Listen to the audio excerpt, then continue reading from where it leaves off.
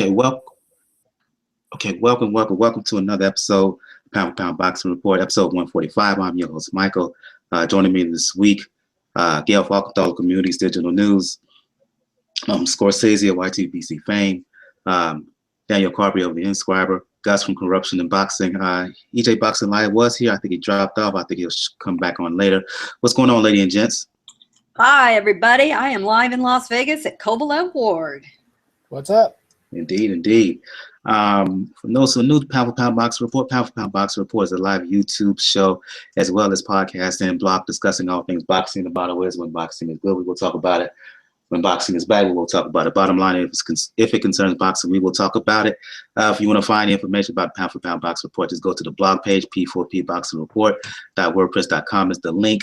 You check the right of the blog page, you will find, it will show you links to find Pound for Pound Boxing Report. Our pages on Facebook, G+, Tumblr, and as well as a link to the YouTube page. It also has links to where to listen to Pound for Pound Boxing Report on Google Play Music, SoundCloud, iTunes, player.fm, as well as the email address, which is p4pboxingrpt@gmail.com. Let's start the show by doing a recap of what went down last week. I guess we can talk about Garcia and Vargas. Bit of a yarner as far as I'm concerned. Garcia non-title fight. He did what he had to do. He slowly but surely broke down Vargas before stopping him in 7. The biggest thing from this fight was the dust-up he had with Keith Thurman afterwards. Garcia and Thurman are set to fight, I want to say, next March of 2017. Ladies first, Gail, I'll go to you. Any comments on the fight? Again, to me, it was kind of boring.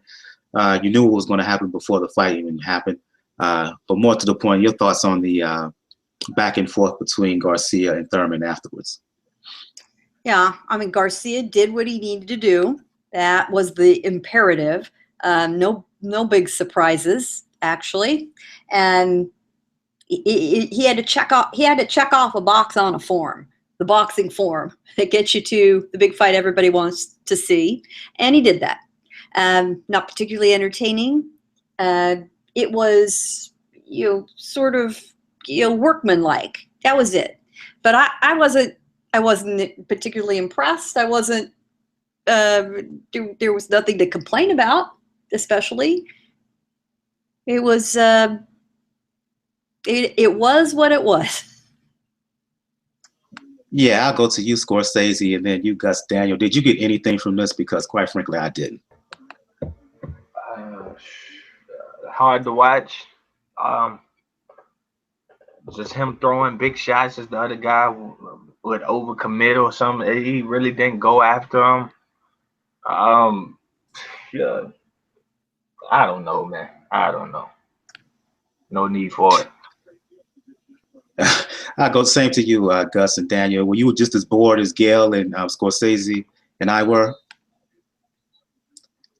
I'll meet you, Mike, Gus, if you're around.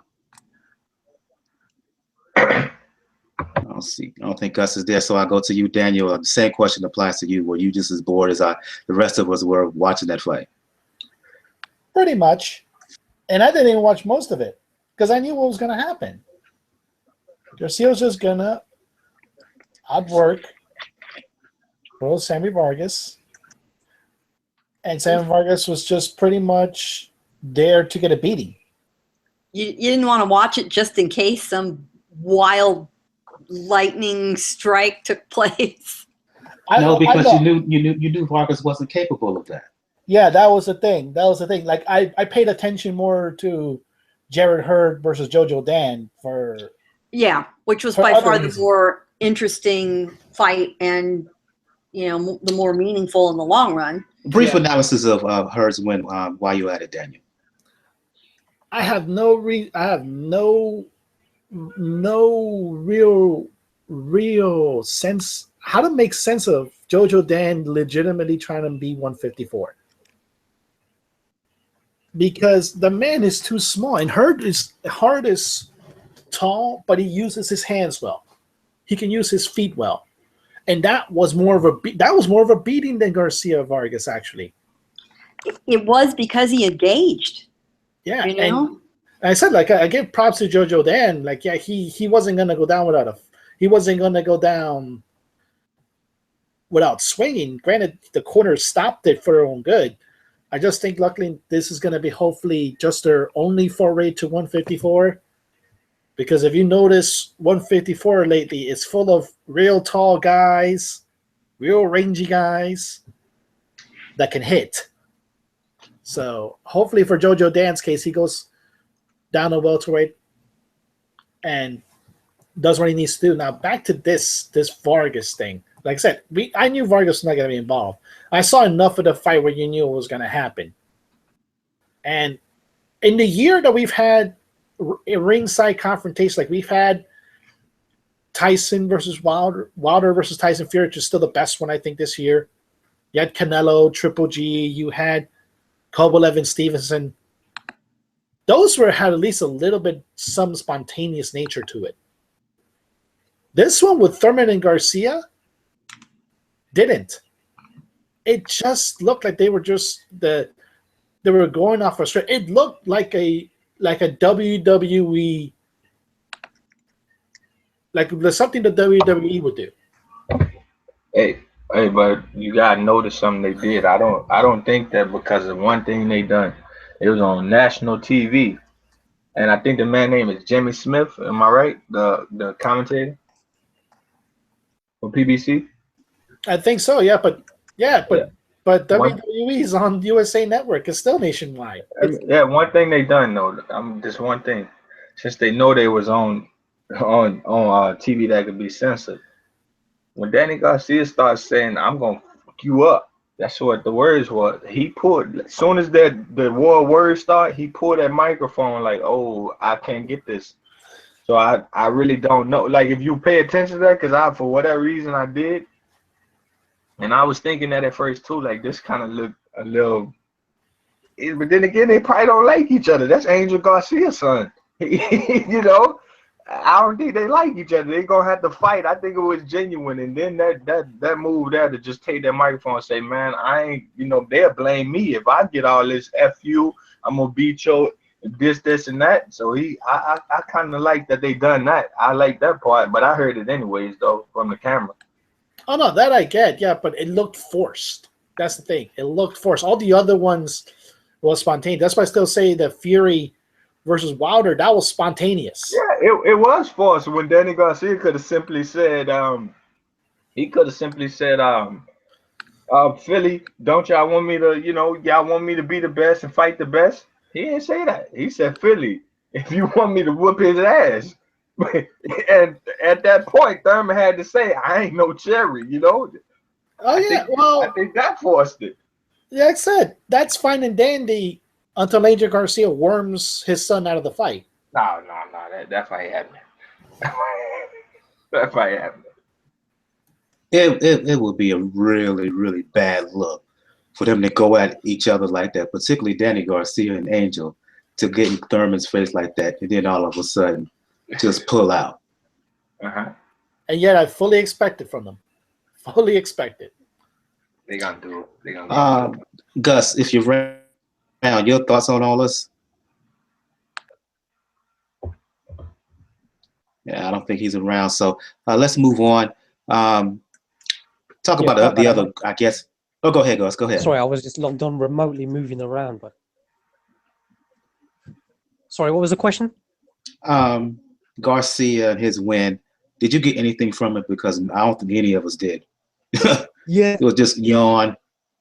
A little bit, Mike. I think, we often sort of mock Garcia's lack of fluidity in the ring, Mike. It's almost reminiscent of like a character in an Indiana Jones film that's sort of trapped in quicksand, trying to cross the desert. But in this fight, I thought his foot movement was a little bit better than what I've seen in probably all of his fights. But the opposition, you've obviously got to look at a guy who's not.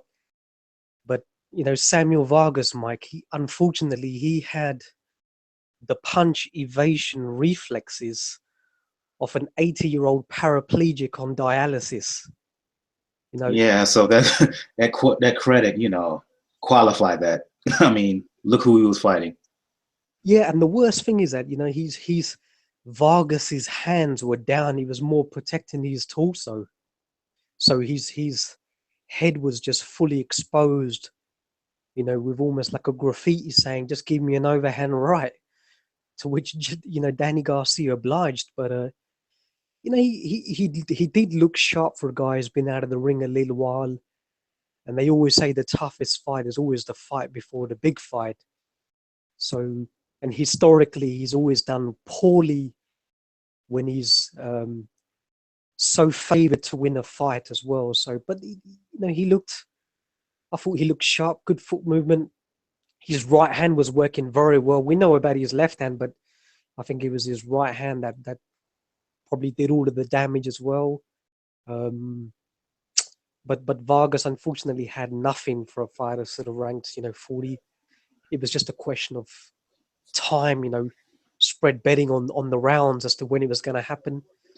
I had it a 6th round with the bookies for a knockout, so I'm a little bit pissed off.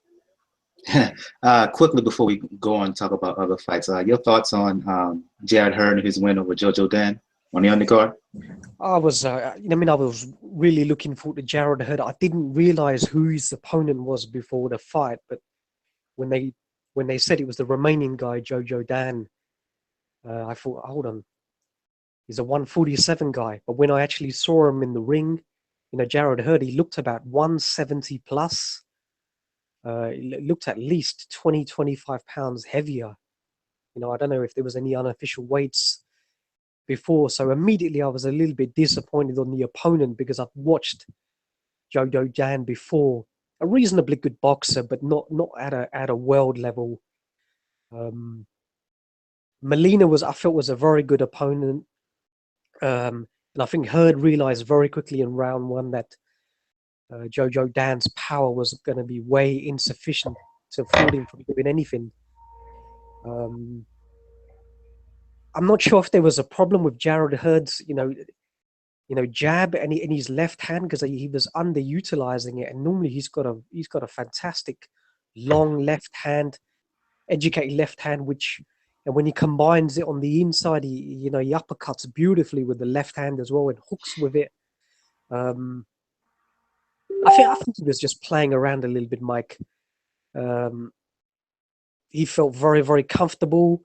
I just think he wanted to put on a little bit of a showcase. He chose to fight a little bit on the inside, pot shotting with his right hand, catching Jojo Dan quite frequently.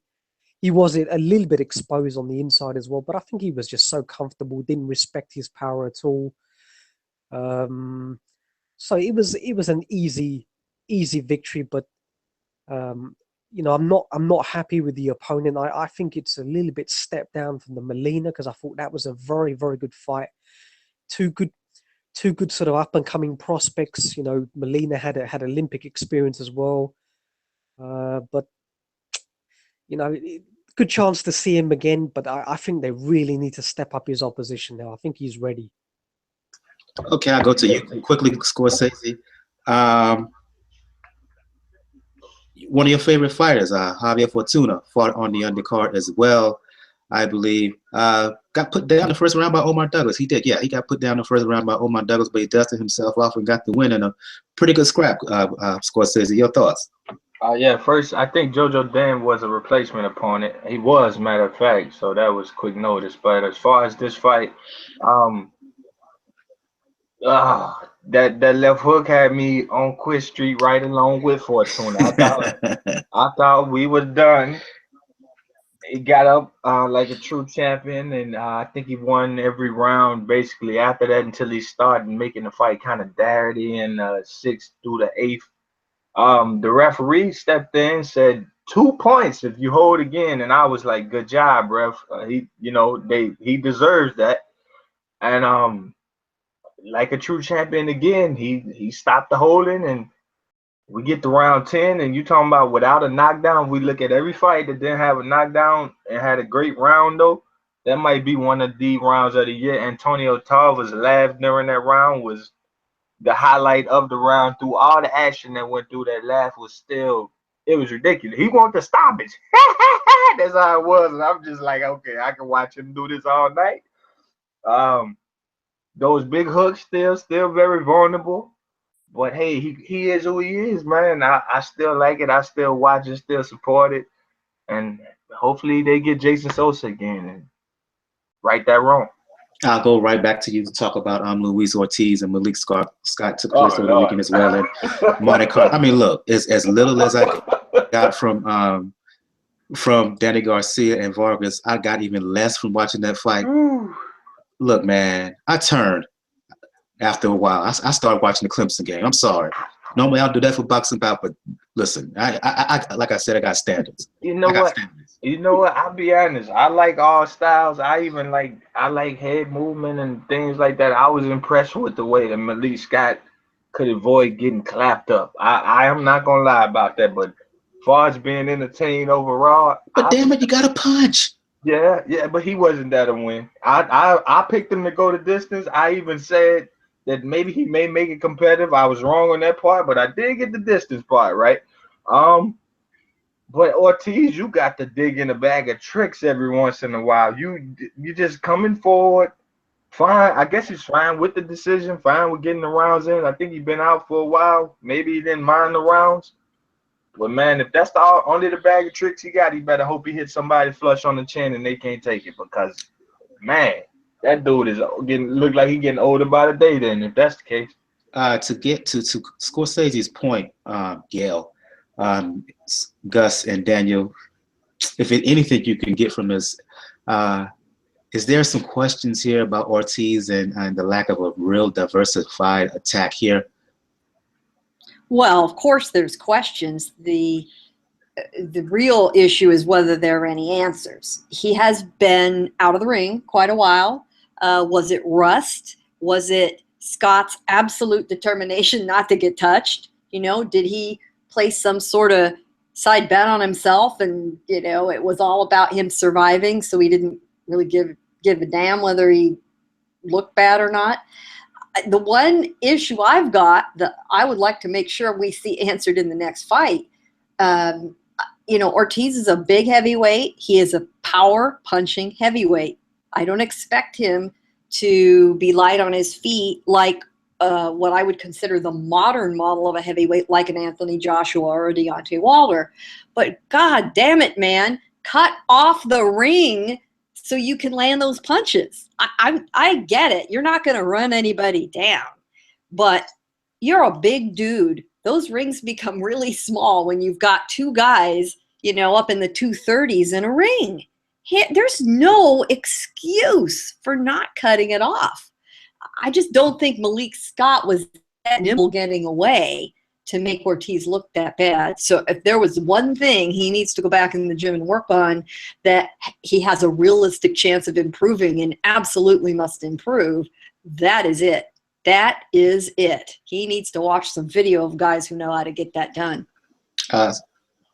Gus, Daniel?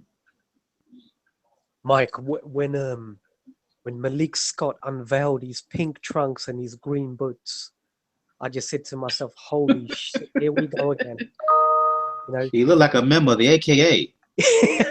And my God, man, did you see his stool, Mike? Now, that stool was reminiscent of the stools that I used to sit on when I was in Holland, visiting the coffee shop some 20 years ago, getting up to no good. I'm surprised he didn't ask for a leather Chesterfield armchair during rounds to sit down on.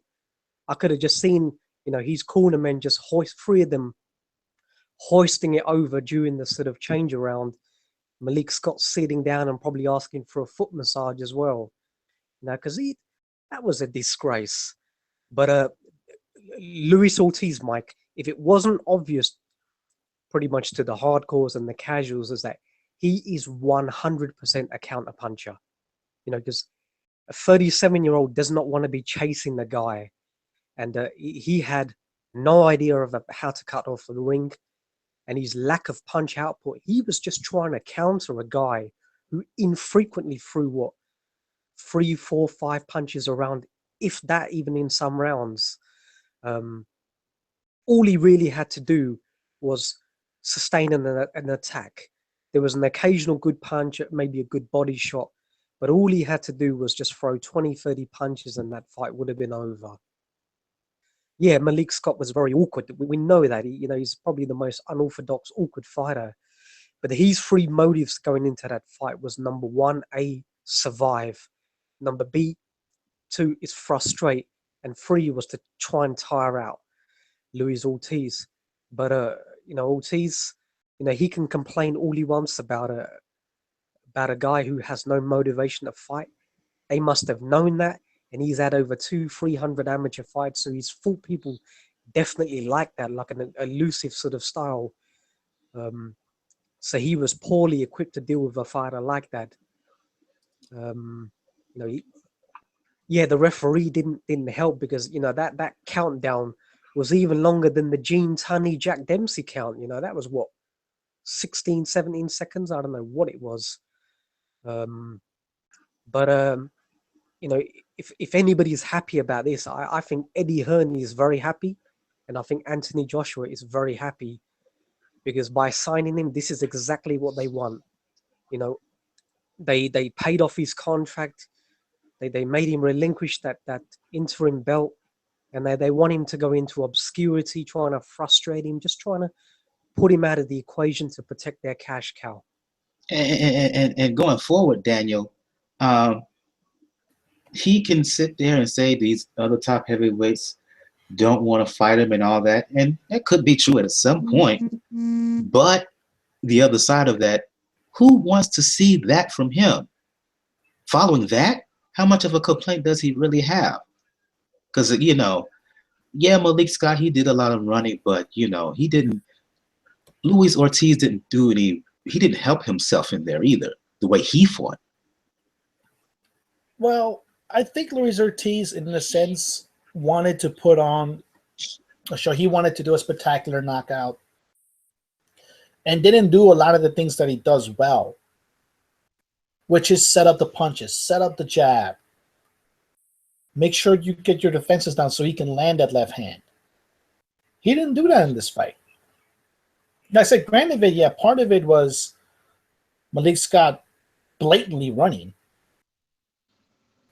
but at the same time, I think he was just trying to set up a big punch, trying to make himself a nice debut in Matchroom. And like I said, but part of me feels like Gus is correct in the sense of the fact that this was a trial for Anthony Joshua, but Eddie Hearn might have just signed him to keep him as far away from Anthony Joshua as possible. Yeah. Because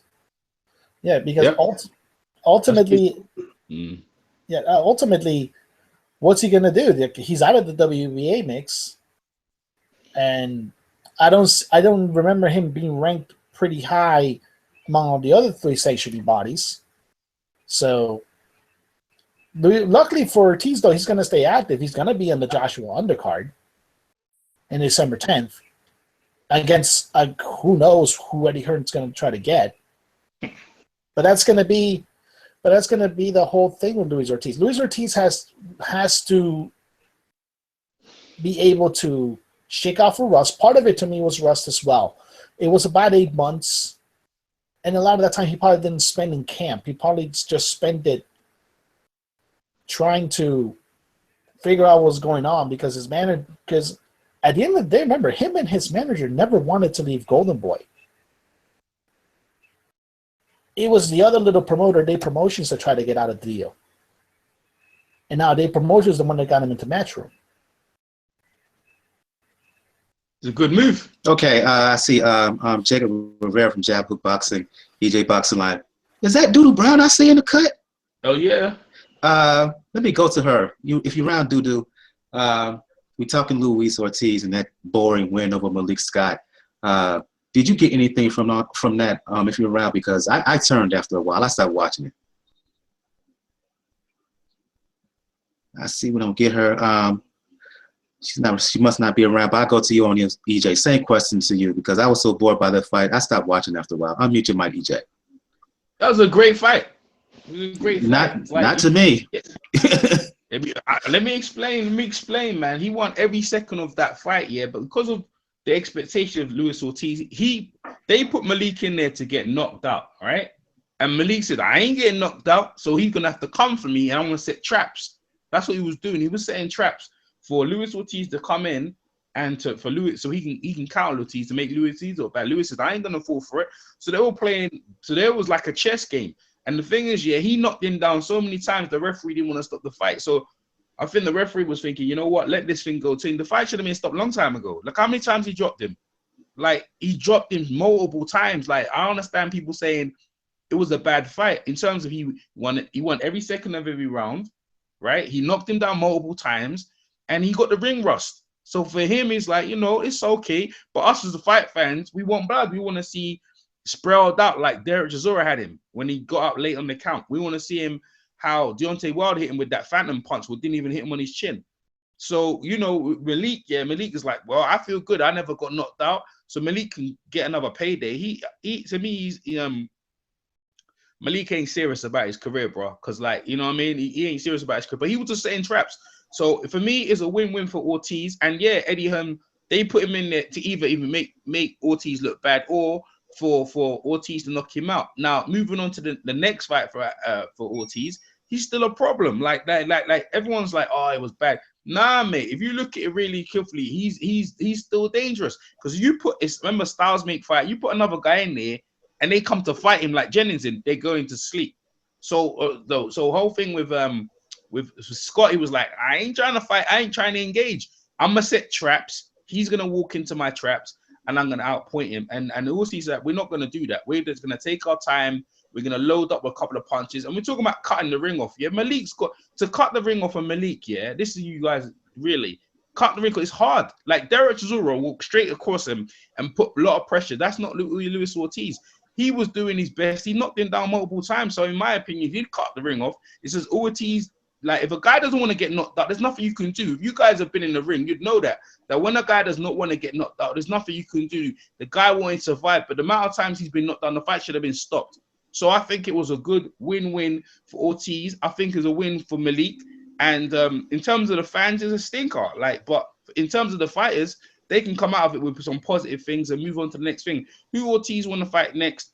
There's loads of fighters. Price out there. Dillian said he wants to fight him. Well, we're not going to up-fight him because he's fighting Derek at the time. There's a guy called the White Rhino. He wants to fight him. I can't remember his name now. He's a guy, a good solid opponent, but he's not even ranked. So Ortiz he's still got a number of options. He's still a problem in the division. And Eddie Hearn more or less has got him there. And just an insurance, if Joshua goes down, he's got Ortiz. And I think it's a good chess move for Eddie Hearn to have someone Luis Ortiz on board. So for me, in terms of the fight, yeah, I agree that it wasn't the most amazing fight, but I'm happy for Ortiz to get the ring rust off, and they still knocked the guy multiple down. So for me, it was a good fight. Your thoughts, Jacob? Yeah, I think EJ has some good points there. You know, styles make fights. So if one guy doesn't want to engage and is going away from another guy, I mean, it's hard to to capitalize on that. I think, Ortiz's biggest, or showing to me was the Jennings fight. But I think Jennings is a good heavyweight, but he comes to fight. He's going to try to go in there and give back as much as he gets. But, he got caught and, he lost that fight. But even in the Thompson fight, he had Thompson down multiple times in that fight. And, a lot of people were saying the same thing. It should have been over sooner, especially you knock him down in the first round, third round, you pounce. But, maybe some of this is Ortiz kind of, in order to get more fights, is not blowing people out, because he has had a big problem of getting fights. Him moving away from Golden Boy, obviously, hopefully will help him. I like the idea of Dillian White fighting him and matching them up, but it's, again, styles make fights. It wasn't the most impressive performance. I mean, you had him down in the fourth and fifth round, but again, you can have a guy running or holding or whatever. They were just run out the clock, and then you got to start over again. So, we'll see what happens from here. But it wasn't the greatest fight to watch. But I mean, we had a heavyweight championship fight against Fury and Klitschko that was terrible to watch too. So they happen. They can't all be barn burners. I'm going to you, EJ, specifically with this fight I'm going to talk about. Jamie McDonnell defending his belt against a guy by the name of Solis. I watched the fight, EJ. I want to know your perspective as well as what UK fans, boxing fans are saying about this. I watched the fight. I could make an argument that Jamie McDonnell lost this. Your thoughts? Jamie McDonnell lost the fight. He lost the fight on the broadcast. All the Sky team, everyone had him losing. I had Solis winning 8-4 in rounds. Yeah, Jamie, yeah, like that's what you saw. He was plainly getting beat and dominating the fight. But you need to knock the guy out, like Ricky Burns and Crawford. But the thing is, yeah, like I looked at the fight and it's like, okay, he got robbed. What's new? You know what I'm saying? Like, yeah, like Jamie McDonnell lost the fight. And the Sky Heart, and then after the fight, it's funny though. After the fight, like when the announcement, the Sky goes, "Oh, that's box. Why we love the sport, because you never know what's happened." But everyone had him losing. Like everyone had Jamie McDonnell losing the fight. Everyone was watching the same fight.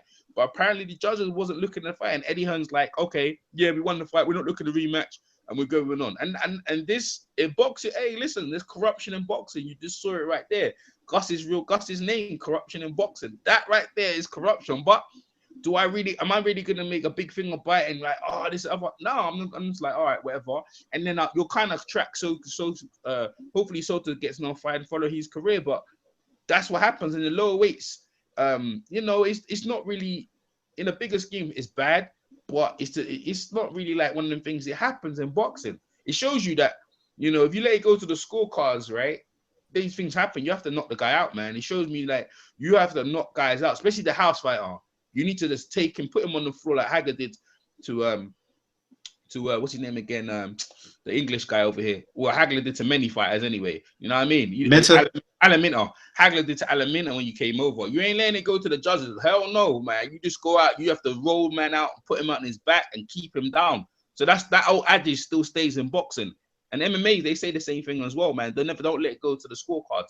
So I guess that's all it is. And yeah, it was a robbery, and there's nothing more into it. Like I don't know how Gus sees it, but that's the way I see it. Quickly, your thoughts, Gus.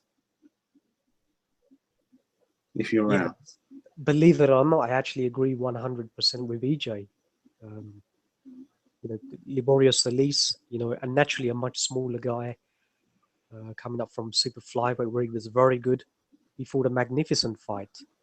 He was low center of gravity. He was very aggressive straight from the first bell, pretty much in Jamie's face.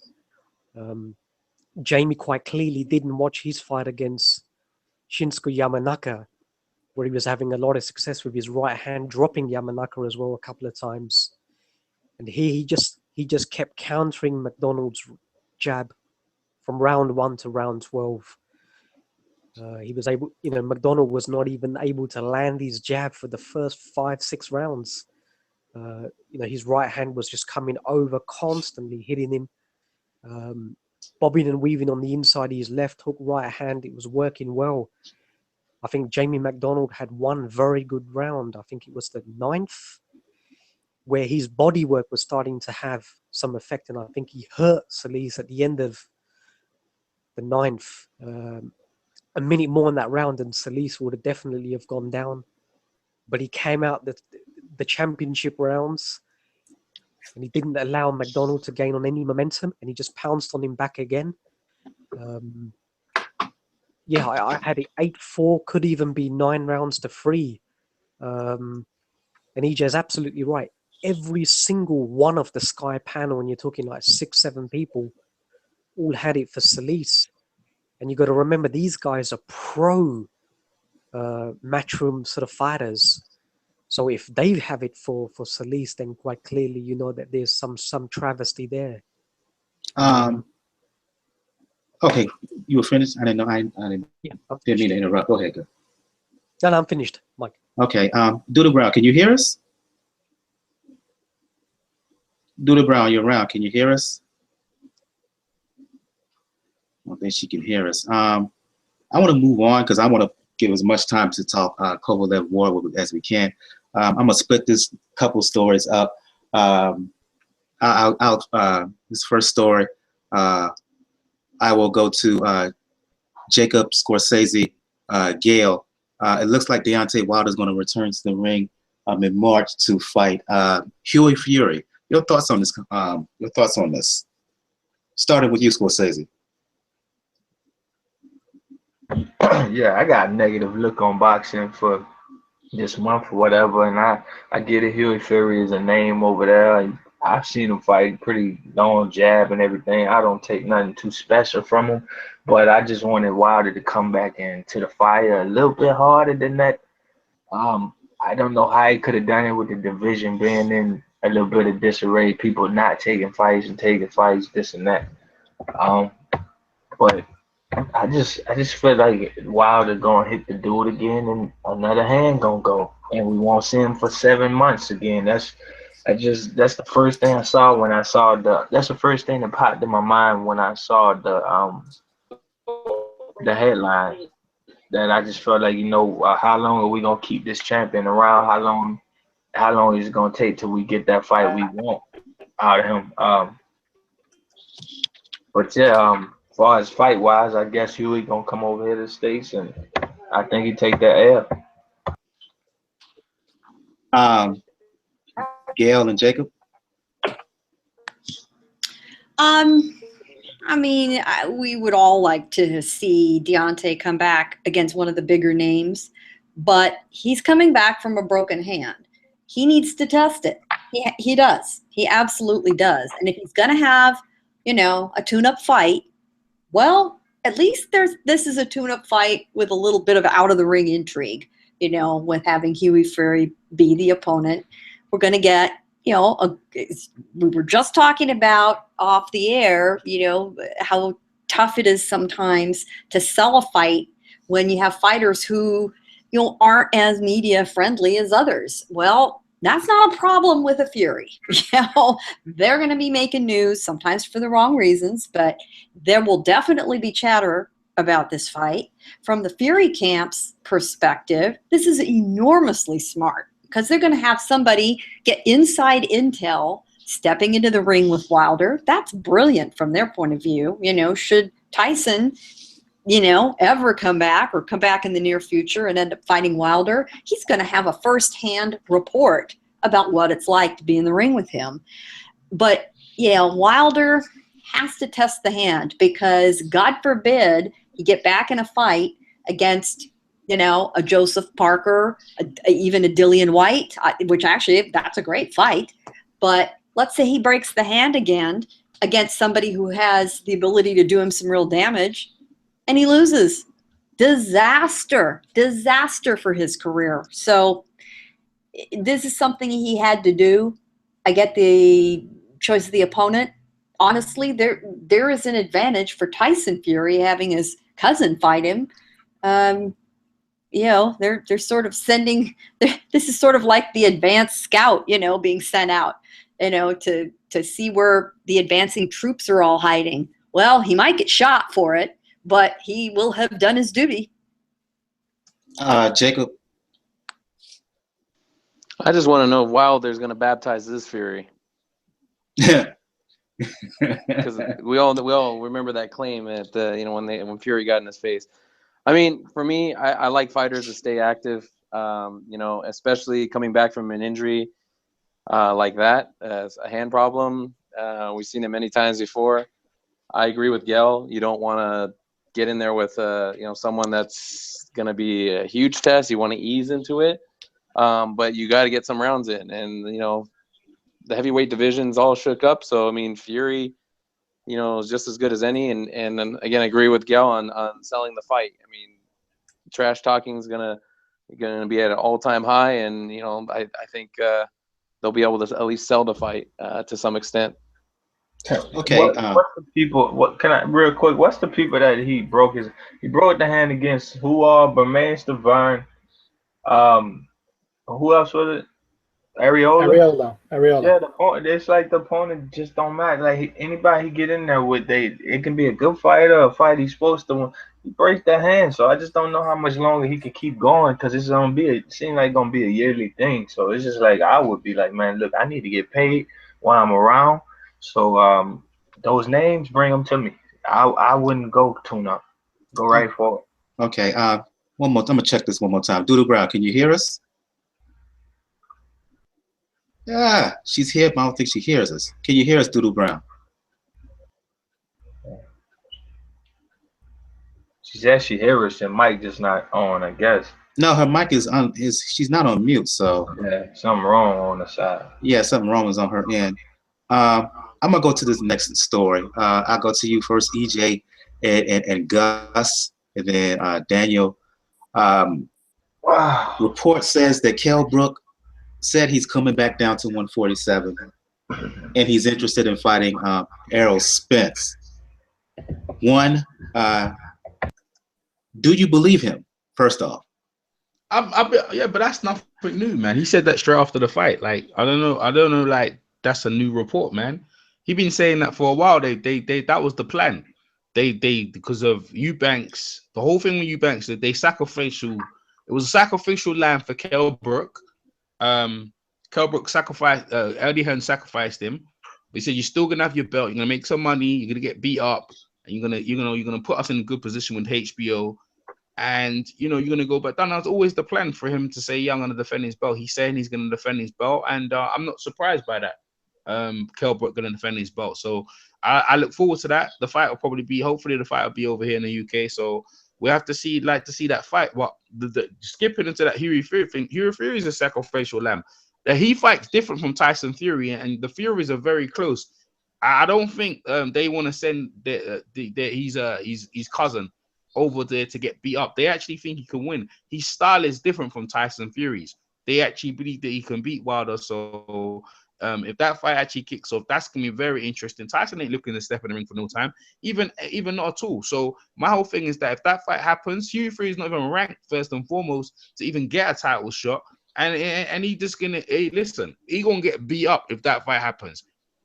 So Errol Spence, everyone's going to give him a chance, but listen to this. If you come over to England, like Gail said, and maybe other people saying, you have to deal with jet lag coming over to the UK. It ain't funny, bro. So if Eddie Hearn wins the purse bid and Errol Spence got to come over here, he ain't gonna find it so easy. You're coming out your comfort zone, and know that you're coming to Sheffield, and Sheffield's air is not so easy. So my whole thing is not going to be so easy as everyone thinks. So if that happens, fine. If Fury, like I'm not too sure that fight's gonna happen, but if it does happen, like Wilder, that'd be easy for Wilder. And Wilder will fight with a broken hand. He don't mind fighting with a broken hand. He's just after, because he put so much power into the punches that he breaks his hand. He doesn't mind. He's not gonna complain. He'll continue. He fought Molina. The hand was broken in the Molina fight, and he still continued hitting with the hand after. Because as you know, when you're fighting, the adrenaline's going through your body. So a scan report, maybe, but I don't think Tyson's looking to get in. Maybe for the honor, like the Klitschko's, the honor of my family name, I need to get back in and get redemption. But bro, Wilder's not the dude to do that. So we have to see. Your thoughts, Gus, on Brook officially saying he's moving back down to 147, and he's going to fight Errol Spence presumably next. It's an interesting one, Mike. Kell has always stated that he's unwilling to relinquish his IBF 147 belt. So it's admirable if he's still willing to fight Errol Spence, because 12 months ago that was the fight we all talked about. An orthodox and a southpaw, power punchers, good athletes. So on paper, it just looked like one of the best matchups in boxing. So if Kell is still willing, and his body, and he has that elasticity in his body to go back down to 147, because you can imagine with surgery, etc., that he's put on a bit of weight, so he's going to have to maybe shift 30-40 pounds again. If he still has the appetite to do so, and he's able to do it comfortably, then yeah, fantastic. And provided the other camp, they can agree on that 75-25% split for an IBF mandatory.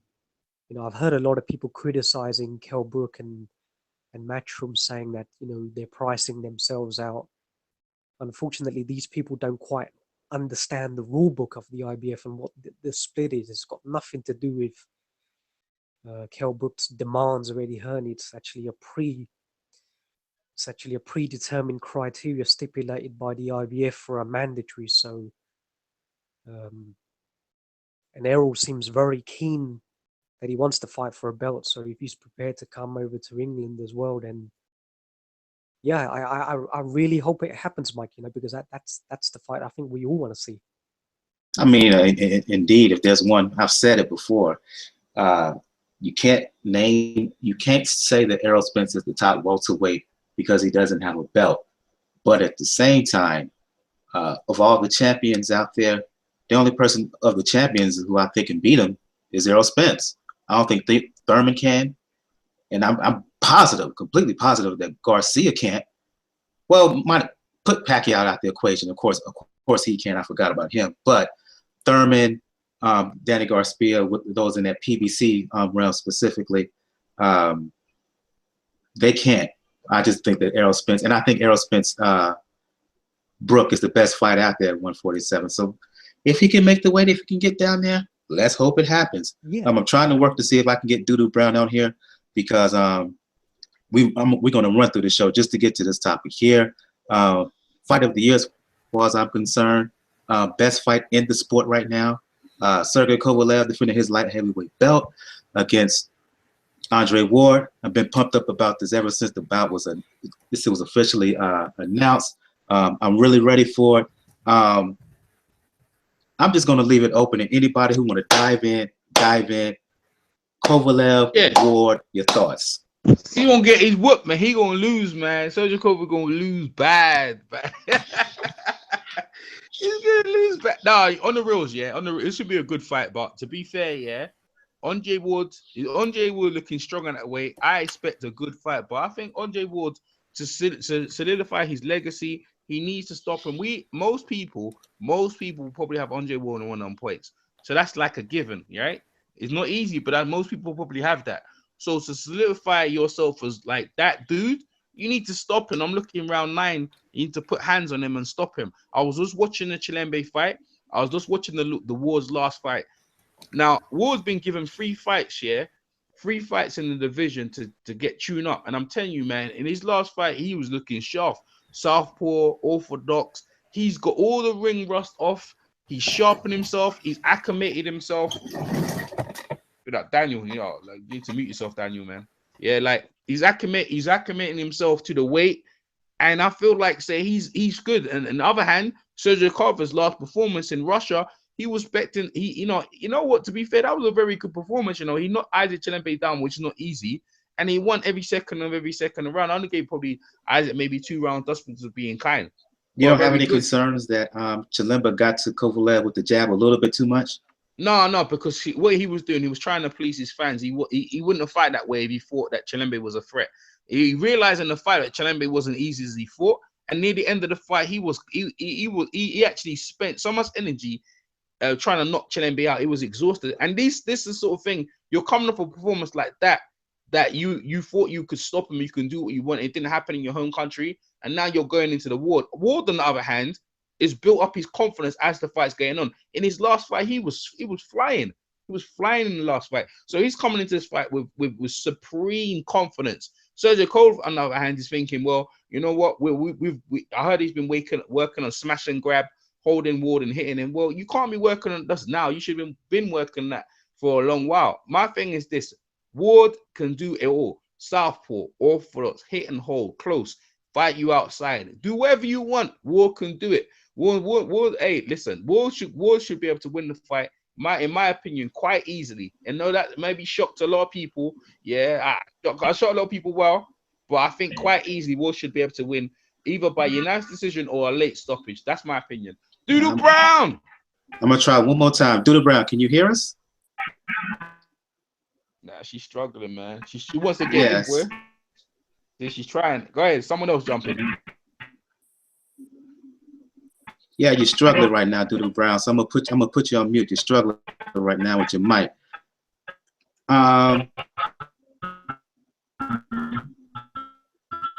Okay. While I try to fix Doodoo Brown's mic issues, Gus, chime in. Your breakdown on this fight.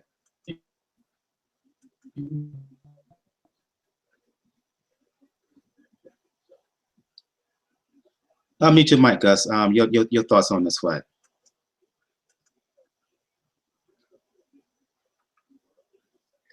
Gus is having issues too. Okay. Anybody who wants to jump in? Gail, you're out there in Vegas for the fight. Your thoughts? I am out here in Vegas. I was just saying to a colleague after the news conference today, you know, all of us trying to predict the fight, every single one of us is right until Saturday. Every single one of us is right about what we think is going to happen. And that's because this is such a 50-50 fight from every aspect. Both these guys have an equal chance to win for different reasons. It is going to depend entirely on who is able to impose his will on the other, who fights smart, who doesn't let his emotions get the best of him. They're both plenty skilled in different ways. It's a mental fight. It's really a mental fight. And it might be about it's going to be about who's smarter for sure. Something very interesting that Sergey said to me in a conference call a couple of weeks ago when I asked him about this. He also said it's not only going to be about who's smarter, but who's sneakier. Well, that might have been a little shade thrown on what he and John David Jackson perceive as, you know, dirty tricks pulled by Ward. But hey, they aren't dirty tricks if you can get away with them, you know, within the judgment of the referee. So it is really going to be who can impose his will. And that's what makes it such an exciting fight.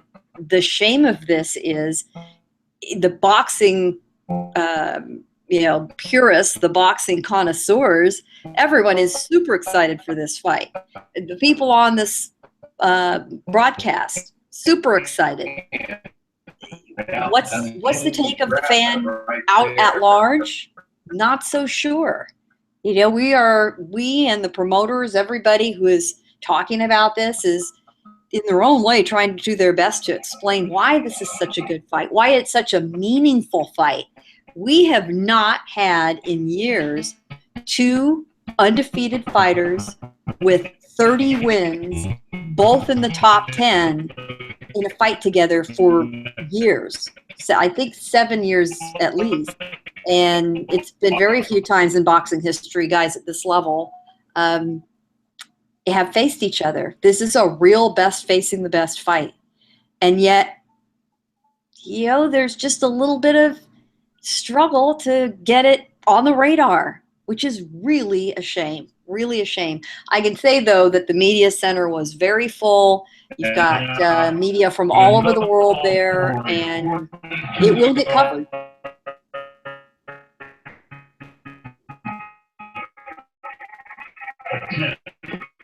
Yo, Mike, man, you better handle your business over there. That shit is bad, bro. That is real bad. Yeah, can you mute that line? Yeah, man, it's like, yo, I'm literally listening to Gail, man. Like, this stuff is real bad, man. Like, doo-doo, you need to just jump out, man. Like, yeah, just mute for the moment, yeah, because the feedback is. It's crazy. Like, trying to listen to Gail and that, like, you can't. Like, Mike, where's Michael at? Michael, you there? I think he's trying to fix it on their end. Yeah, I'm trying, but it's not even allowed me. I think you need to mute. I think you need to come out in the hangout, man. And no, go ahead. Now, see, because it's not even trying to allow me to mute her, but I got it muted now. Go ahead. Go ahead, Gail. It's still going on, Mike. Still happening. Either you need to sign someone. Everyone needs to mute right now. Like, everyone needs to mute. So maybe it's coming from somewhere else. I don't know.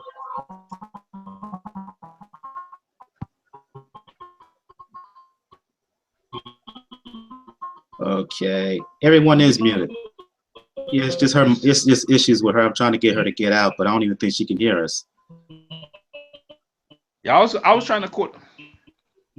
I was trying to call her from Facebook, so I can do it that way for her. So she comes out and I call her from Facebook, and then you guys could hear her. But like that noise right there can't go on, man. That's really bad. Okay, wait a minute. Duda Brown, you may have to reboot your PC, reboot your laptop, I should say, and try to come on that way because the connection, you know, we're trying. I'm trying on my end, but I can't even hear you.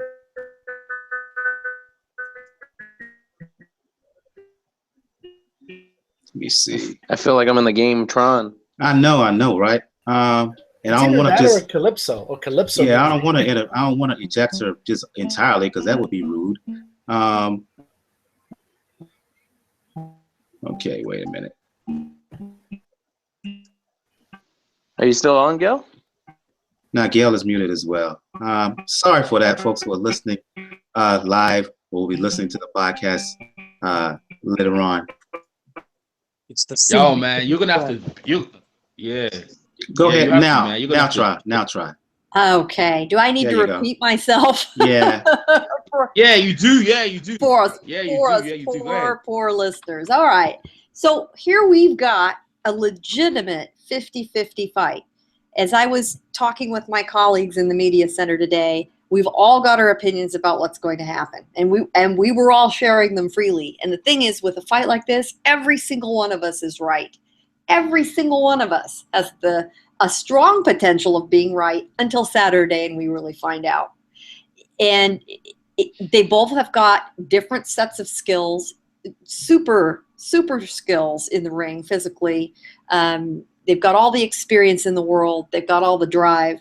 But it is really going to depend on who can impose his will and his type of fight on his opponent.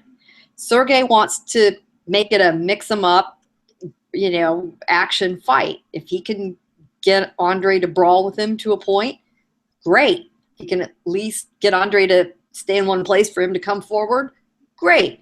If Andre can prevent that, if he can be tactical, get in, make sure Kovalev can't hit him, if it takes a little bit of, dirty tricks, I think he'll do what he needs to do. Some people call them dirty tricks. Some people say it's whatever the referee allows you to do is legal. So why there isn't more interest in this fight is a little bit of a mystery from a pure matchup standpoint. But this hasn't been the easiest fight to sell from a media perspective because you have two fighters who aren't really the best interviews for different reasons. And have varying degrees of enthusiasm in working with news media and working with the promotions. Some boxers are interested in promotion. They enjoy it. They're naturally good at it. You can tell. Other fighters have to be dragged kicking and screaming to the microphone. We all know it. We all know who they are. We understand they don't want to do it. If they play along and they make the best of it, we'll give them a break. And then we've got the ones that just really make it clear you're the last person they want to talk to, and they're only doing this because they'd be out of a job if they didn't. And that's not the greatest. The other thing about this fight that's so compelling is it really, really means something. There is a big outcome resting on this fight beyond one guy winning and one guy losing. This is the number 2 ranked and the number 4 ranked, or at least within the top 5. Both are ranked in the top 5 on any list you want to look at.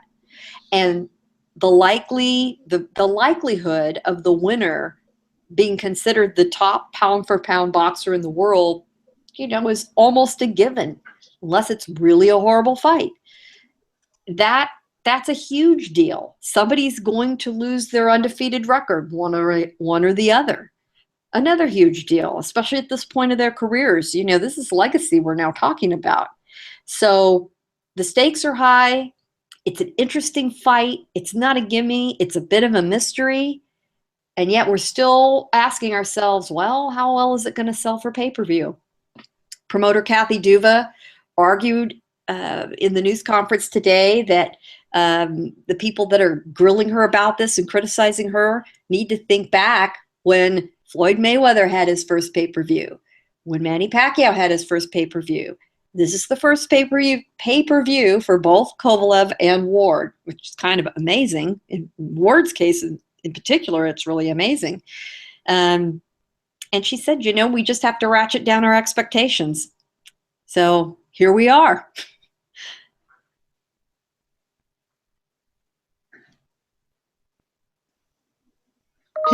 Here's my thing. you're right, but at the same time, how can I put this, Gail? I don't want to be offensive here. We were talking about this before the show. You, myself, EJ, Daniel. Do you think that some of the fact that it's not getting attention as much attention as other fights, with the Latino market basically being the biggest viewership in the sport, the largest viewership in the sport, do you think that has a role in the fact that you don't have a Latino fighter in the main event? Well, I do think that's true. And I don't think we have to be delicate about it. That is where the most successful marketing is at least in the United States right now. The one really reliable group of viewers for fights and the reliable group of buyers for pay-per-views are Latino, specifically Mexican, but not totally, but that's your lion's share. So trying to sell fighters to that audience in addition to the rest of the more casual boxing audience, you've got to have draws that guarantee you action, that guarantee you some controversy, if you will, a lot of talk. Hey, there's a reason Conor McGregor, is such a big draw in MMA. And that was the reason Floyd was such a big draw in boxing. They had a lot to say. They drove a lot of interest. We are a bit devoid of that right now.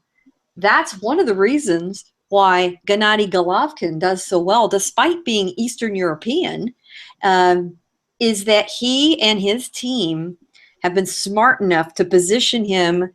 They have aimed him since day one squarely at that Mexican audience, and it has worked. So yeah, that's a reality right now. That's the product. And in this case, other than the experts, it's tough to find the rest of that audience. And this is a damn shame. Why isn't there a big audience for Andre Ward in this country? Why isn't there a big audience for Earl Spence? Why isn't there a big audience for Terrence Crawford? Those in the know love them, love every one of them. We'll watch any fight they're in. We've got to figure out a way, smart marketing minds, to broaden their reach. We have made stars of a lot of African-American athletes in this country who are immensely talented. And these guys should be in that category too. I'm going. We had a theory on this before the show. Talk about it here on the show. Unmute your mic, EJ. And EJ's mic is muted. So I'll get back to him. I'll go to you, Gus. For me, the key is the jab. If Ward is able to neutralize the jab of Kovalev and get him to move his feet, I think the fight is his, and he's going to win and win. I'm not going to say easy, but win more comfortably. All right, yo, Michael, man. Go ahead, EJ. Michael, go ahead. I got Doodoo Browns here. Go ahead, Doodoo Brown. Hey. What's happening, man? What's going on, Doodoo? What's going on? I'm gonna go straight to you talking Kovalev Ward, but I want to give an update. I want you to give an update because I know you suffered a health scare not too long back. Give an update on the folks on how you're doing right now. I'm doing much better than I was, man. I'm doing much better. I'm doing chemo every week. Staying healthy, mean as hell. Ready to knock out some of these racists and bigots the fuck out. They come at me with that bullshit. I'm still me. I'm doing much better. Ready to knock a motherfucker out. And tell girl you can't remove me from shit. Your thoughts on the big fight this weekend, fight of the year as far as I'm concerned. Sergey Kovalev, Andre Ward. Your breakdown. Kovalev, he's gonna get exposed. Ward is gonna be slipping and diving and popping his ass till the decision wins. That's what's gonna happen. Based on what? I'm sorry, y'all. Power ain't everything. I know Americans are hypnotized by power, but you gotta have a lot of technical skills too. And Ward has all that. He is the fighter. He's not getting beat. I promise you. Decision, or do you think he has a possibility of stopping him?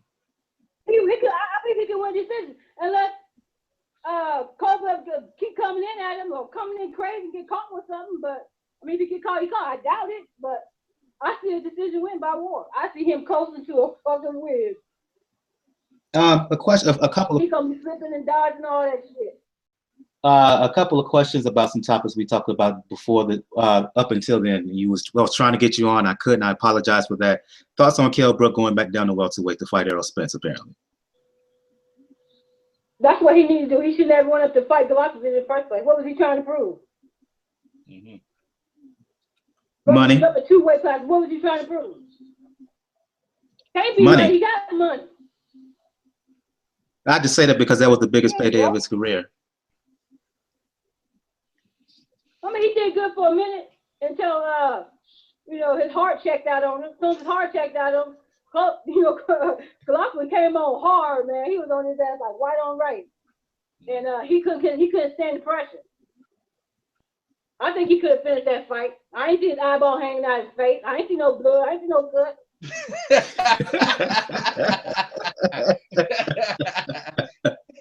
Your thoughts on Luis Ortiz? You know what I'm saying? A fighter. You know what I'm saying? A fighter is a fighter. You know what I'm saying? Yeah. Your thoughts on Luis Ortiz and Danny Garcia's wins over the weekend? Well, like I said, when I saw him fight Tony Thompson, and he was being real reluctant coming after Tony Thompson, I knew, it was going to be the same type of fight. Because Malik is a runner. I knew he was going to run, especially after he took that dive against Wilder. Like, come on, what the hell are you going to do with Luis Ortiz? What was you trying to prove? It had to be money for him. Because that was shit. I don't ever want to see that motherfucker in the ring again. I swear to God. I see his ass in the ring. I shoot that motherfucker myself. In Garcia. And that boring win over Vargas. Ortiz is not as good as I thought he was. I said that when he fought Thompson. I don't know what it is, but when he gets a runner in front of him, he don't know what to do. Danny Garcia's win? Were you as bored as I was? Hell yeah, man. I knew he was going to win that fight. Everybody knew he was going to win that fight. Come on now. He's the #1 cherry picker besides fucking Manny Pacquiao. Welp. Now what he going to do against Thurman? I can't wait to see him fight Thurman. I got Thurman beating his ass. I'm not going for Danny Garcia. I'm going with Thurman. I'm with you on that one. I got Thurman. I got Thurman winning as well. I just don't see it from Garcia. I just think he got Flintstone feet. He doesn't have any real upper body movement. And a real skill. Look, Thurman has flaws too, but I just think he's going to be too much for Garcia. And I hope he gets in the ring and afterwards someone punches Angel Garcia in the mouth, but that's just a side issue. I'm going to you on this one, Gus. For me, like as I was saying, on that shit. For me, I think that if Ward can take away the jab of Kovalev and get him to move his feet, I think the fight is his and he wins comfortably. From a style perspective, your breakdown of this fight.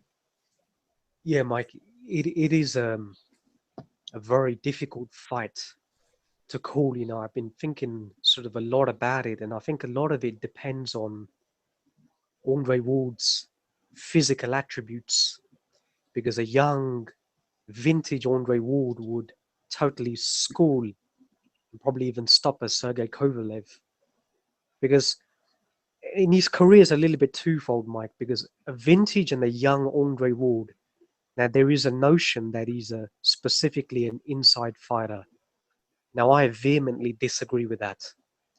If you look at Andre Ward's success when he won Olympic gold in Athens, and early on in his professional career, and even through the Super 6 up until when he was 25, 26, his main attributes was his leg and his athleticism.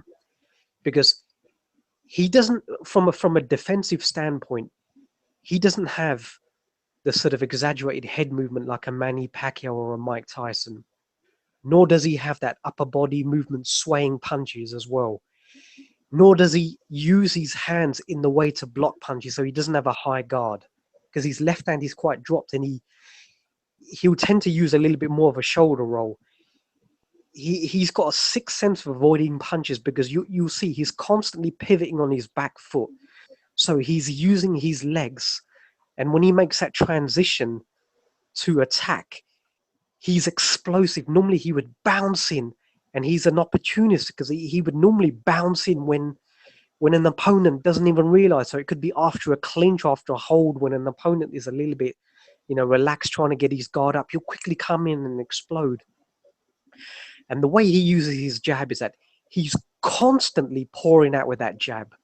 Now, that jab is not only a rangefinder, but you see it, the way he's doing it, it's almost like constantly in your face. It's almost like using it as a nuisance to almost like block your vision as well. So he's a scientific, strategic type of fighter. Now, when he's when he's coming from the outside to the inside and he's unloading in his combinations, he won't stay too much in the pocket. That's why I think a lot of his best work was done from the outside coming in, not essentially on the inside, but he can fight on the inside. Even if you're tying one of his arms, as Mikhail Kessler did, he'd carry on using his other hand. And that's going to be key for me, because I'm convinced that Kovalev is weak up the gut. Yeah, if there was one weakness that was exposed in his fight, was that Isaac Chalemba's short right hand to Kovalev's midsection. Because when Kovalev would come in, he would use his left, try and use his left to the body, and he will almost use his left hand to almost pull the guard down, which is a very much of a European trait. So he'll almost measure with the left and then try and fire his straight right. And what Chalemba was doing, he was trying to tuck down even smaller and just constantly fire that right to Kovalev's midsection.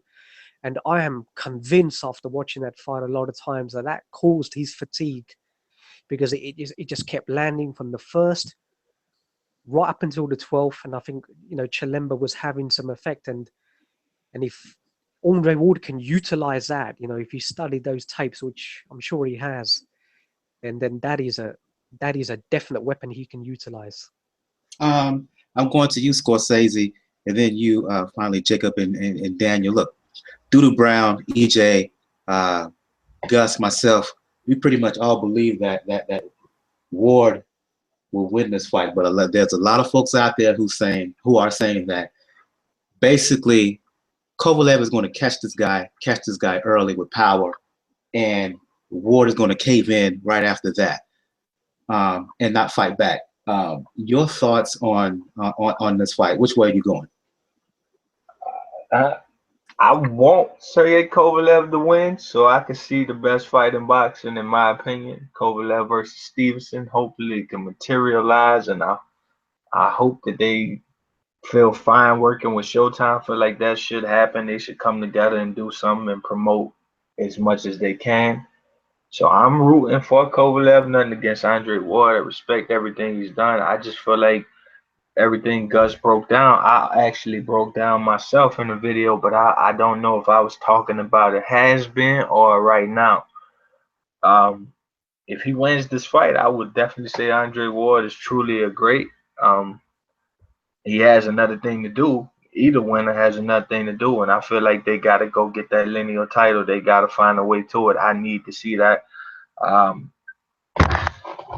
He was talking about Andre Ward. I call Andre Ward. I say he had he's like a home improvement man. He comes with everything to do the job, or at least he used to. And Gus talked about where he would release a clinch and keep working and clinch again and keep working. It was something amazing. He would, it was his own game plan.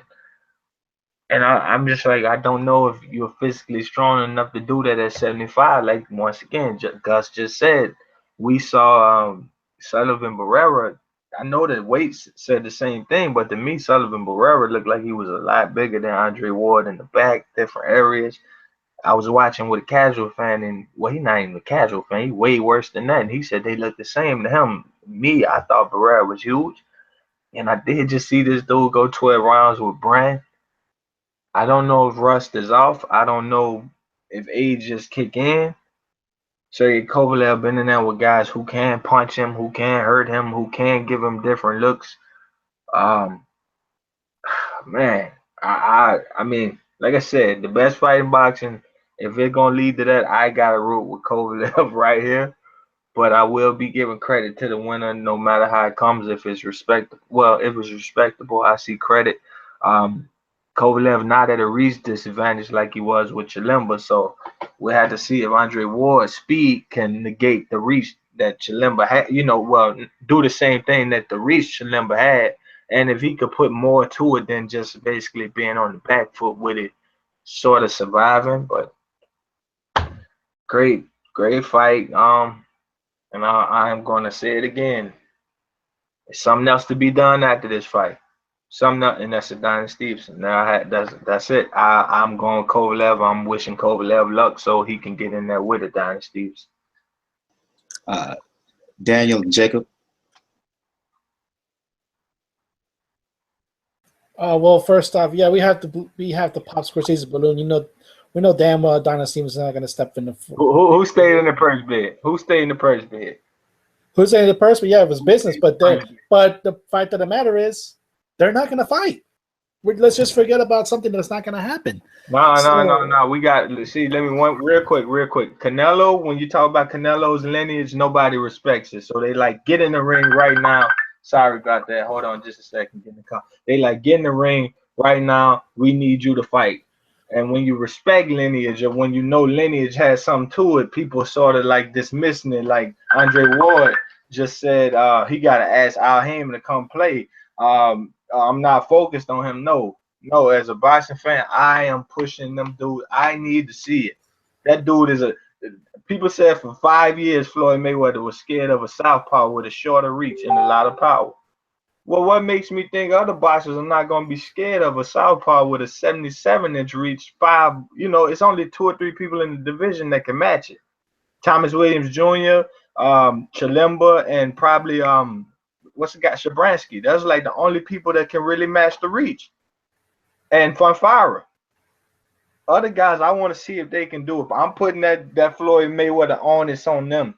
So I hope I didn't take too long, but I just can't let that go, dang. I need it. He's supposed to have chin issues. I seen him take a flush right on the head from Cloud. I ain't seen him knocked out. I gotta see this. I feel that's the pound for pound #1 winner right there. I don't discount your enthusiasm. I'm just a realist. The fight's not gonna happen. The main thing about it is when it comes to this particular fight, everybody pretty much agrees that this is going to be for the pound for pound lineage. It's pretty much everybody thinks that it's going to be that case. Not me. Well, almost everybody. Shout out to Gus. Now, what's going to be different to me about this fight is people really underestimate Kovalev's movement in a lot of ways because you just see him just blowing through people when he knows he can hurt them. And Ward has the complete toolkit as far as a boxer. And let's not forget, in the amateurs, he fought in the amateurs at 178. So this is actually more of his natural weight than it was. And it looks that way. He looks stronger. But there's a difference between being stronger, and actually having the punch power. So we're going to have to see how that shapes up looking into it. And to me, Ward has to do outside in because Kovalev does real better in the mid-range. When he establishes the jab, when he knows he's not too far away to counter, but it's also he knows when he's close enough where he can do the jab and then land that right hand. So Ward, to me, has to be either completely focused on the inside, try to smother Kovalev, or try to do outside in, which he can do in many ways. Because remember, Ward does have a nice jab himself. The issue that's probably going to come up is going to be when it gets close, because obviously Ward is obviously going to unfortunately do a little bit of holding. It's just the way he fights. But it's going to be up to Kovalev to discourage him, because he even said it, like they're trying to focus in on landing to the temple, landing to the back of the head, landing on the ribs while they're doing that. But the main thing I have going into, and this is the reason I'm picking Andre Ward for this fight, but I'm picking it at a very close decision. And the reason for me, it's mainly is as much as Kovalev has the power, as much as Kovalev has the momentum, there's just something otherworldly about the fact that you're facing a guy that has not lost since he was 14 years old. He's a winner. Point blank, period. He's a winner. Yeah. He knows how to win. And he knows how to get up from punches, because the main meme that we've seen come up has been, when people talk about Andre Ward's going to knock out, is that knockdown he had against Darnell Boone. But guess what, folks? He won that fight. Nah, he didn't. On the records, he won that fight, unfortunately. And that's the thing. He's found ways to win since before he even got to high school. Think about it. That's half his, literally, that is more than half his life he has not lost. So to me, he can find a way, but I can definitely see two scorecards being 115, 113 Ward. It's going to be that close of a fight because Kovalev's skills are underrated, but to me also Andre Ward's strength is underrated. And his intelligence, even though we all talk about how smart he is in the ring, his intelligence is mainly underrated because of the smothering that he does do sometimes. And that's going to show up on Saturday. Your thoughts, Jacob? Looks like I'm going to be the lone detractor here. I'm taking Kovalev by split decision, and this leads to a rematch. I agree with you, Mike. This is the fight. For me, it's two top fighters at arguably the top of their game. Give them a lot of respect for making the fight and not shying away from a challenge. But I think Andre Ward, he's got talent and talent to spare. There's no doubt about that. And I'm not doubting that at all.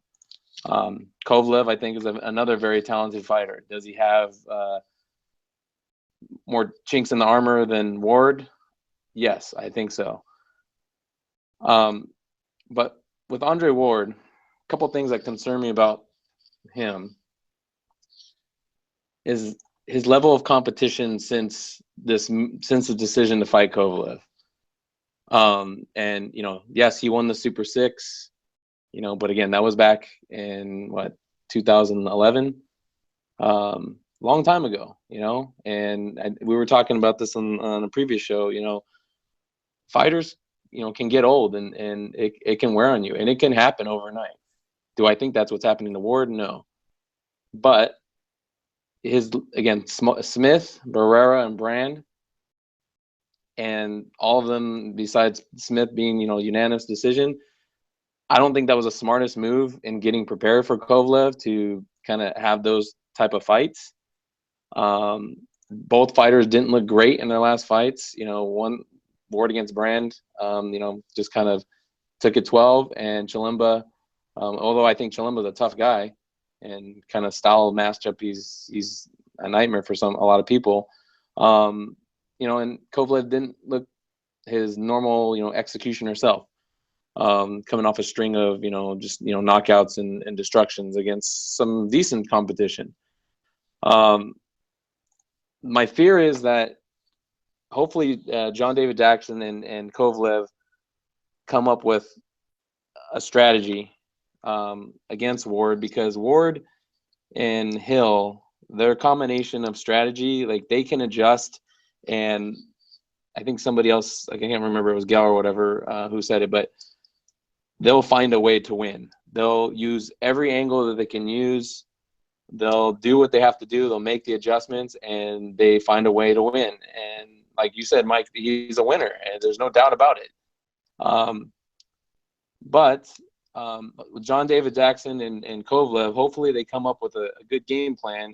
And I don't think that Kovalev is going to come out guns blazing on Ward. I think he's going to do what he did against Hopkins, where he showed a lot of respect for another kind of a similar fighter in the sense of, crafty and very, mental fighter, not a fighter that has, not known for his knockout power, but knowing to, have good strategy and take people where they don't want to be. And, he, constantly being the underdog and making those upsets happen. And, in some ways they kind of parallel each other, I think, for me. And so I think, Kovalev respects Ward. I think they both respect each other. He's going to be cautious. He's going to, he's not going to come out and try to knock him out early. I think he obviously has a power edge, but he's got to be careful because I think Ward has underrated power. I know he doesn't have a bunch of knockouts on his record, but he has some pop. If I was Kovalev, I would be, trying to throw as many combinations or counter punching as I can. Establish again the jab. I think a lot of people have said that already. Ward has excellent speed, so he's got to do that. And again, this fight is so close to call. It can go either way. Gail, you said it best. We're all right today, but on Saturday, no, I can't say anybody's like would put their house on this fighter or all their money or their life on this. That's how close it is. But it's great for boxing for me because the number one fight I wanted to see, my list of number one fights was Stevenson Kovalev, but this is a nice runner up to that. And I'm with Scorsese on wanting to see that Kovalev, Stevenson, or even a Ward Stevenson match. I just don't think that that's going to happen. To Daniel's point, being a realist, I mean, there was a chance for that fight to happen when Stevenson was on HBO and he went to Showtime. And that fight, they've had plenty, I think, opportunities to do that. And I agree about the purse bid and everything, but to me, they can. If this fight is close and exciting and competitive, then they can do it again. They can do a rematch, and I think people will still be excited about that. This level of competition. But I think Kovalev will make the adjustments. He's not going to knock him out. He's going to win a close split decision, and we go to number 2. Okay, I'm going back to EJ and Doodle Braff. Y'all still there?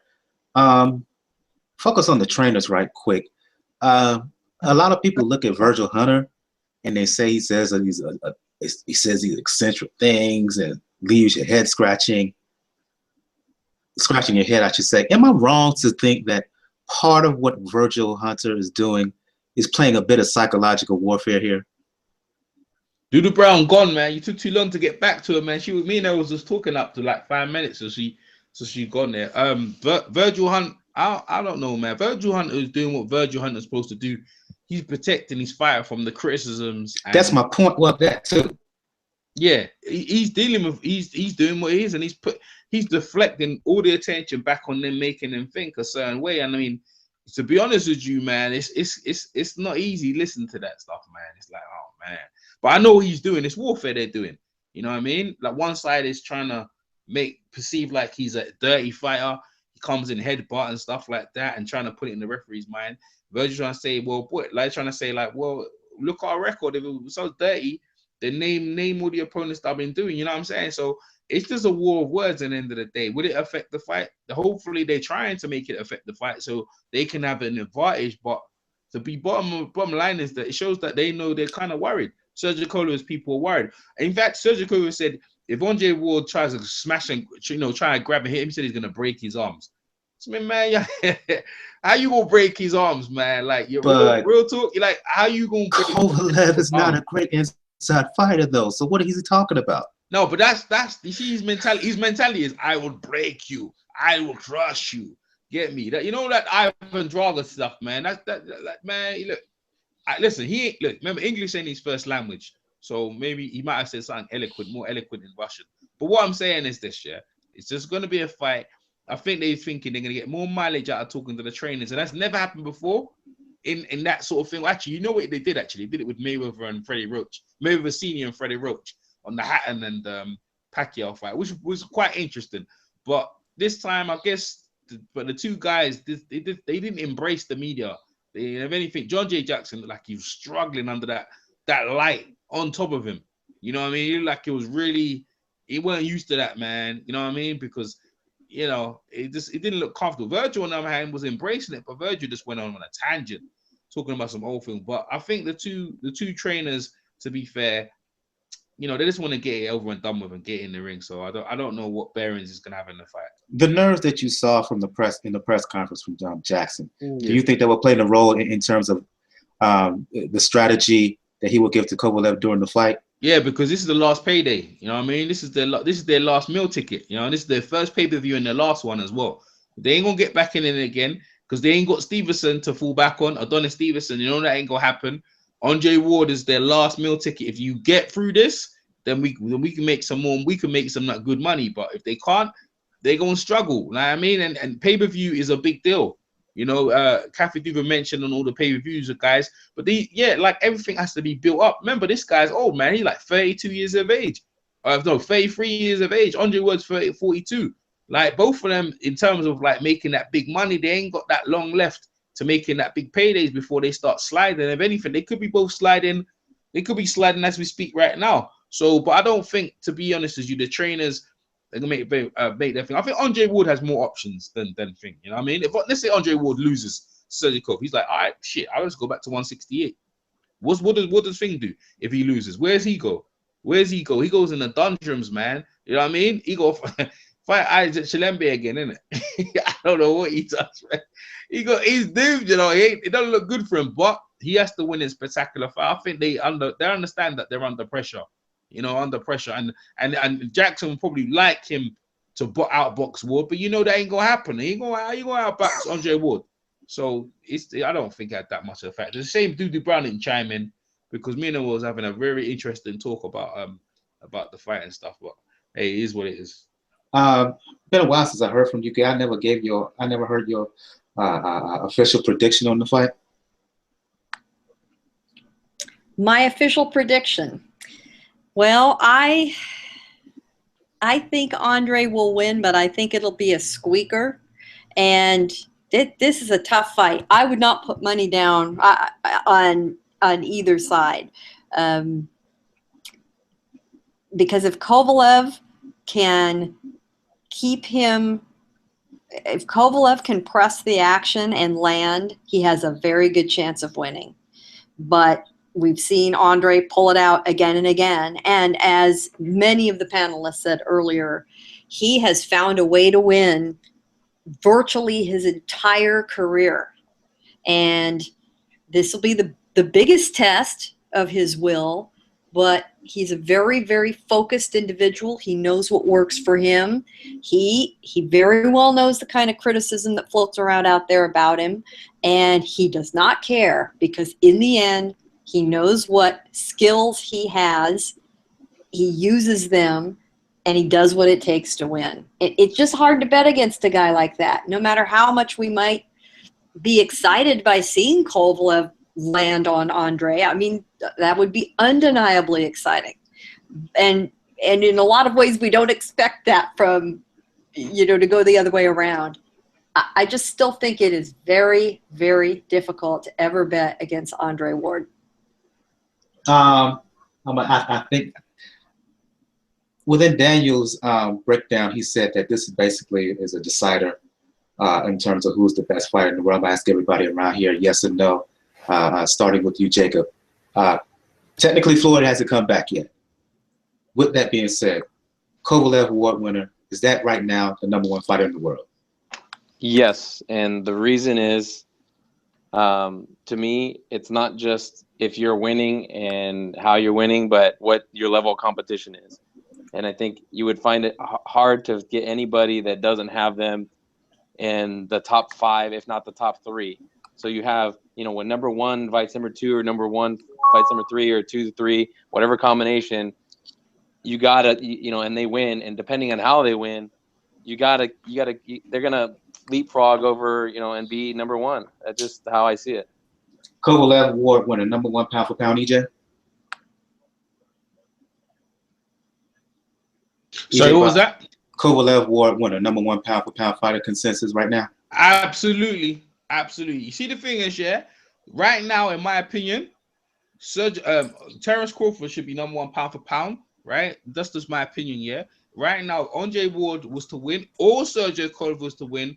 They have the right and do right to be #1 pound for pound on resume, strength of resume, yeah, actively fighting, and the way they've done it, absolutely will be #1 pound for pound on my list. Absolutely. You know what I mean? That either one over, they're undefeated. They've been fighting who they want to be, who's put in front of them against good fight. Hopkins win, a Pascal 2-time win, don't really get it. But a win over a guy who hasn't lost since the amateurs, hell yeah, bruh. That gets in. And also with Andre Ward, a guy who's the most fair, dominant, biggest puncher in the light heavyweight division since Bob Foster, maybe. Yeah, hell yeah, #1, both of them, blatantly. These, man, look, light heavyweight, they're probably average, even a bit taller than the average man. Bro, these guys are really the business. They deserve #1 pound for pound for me, in my opinion. Gail? Without question at this point in time, because if you think about all the other contenders, Chocolatito is the guy they're going to displace.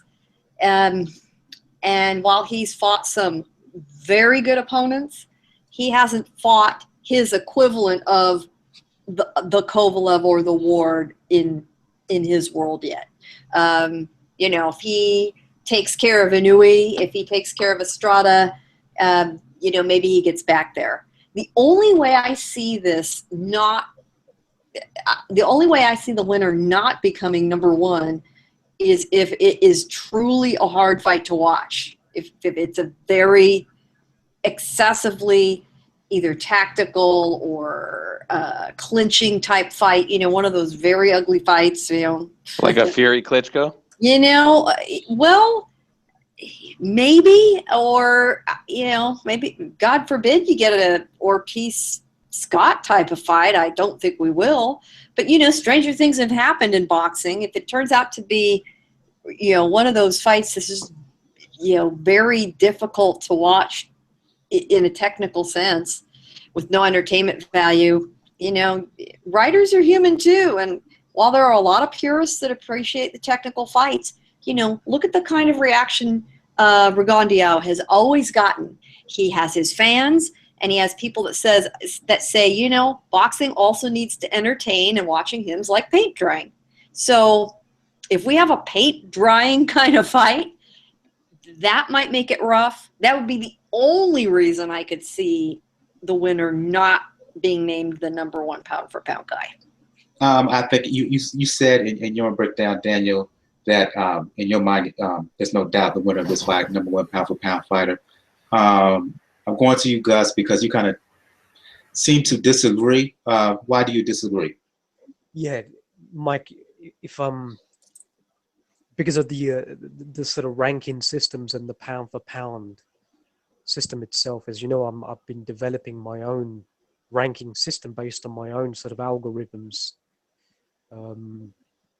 But even looking at the resumes of both fighters now, Andre Ward has been high on the pound per pound rankings at #2 for so long, by virtue #1 of a Super 6 tournament, which is unique in that sense because no other weight division had such a tournament.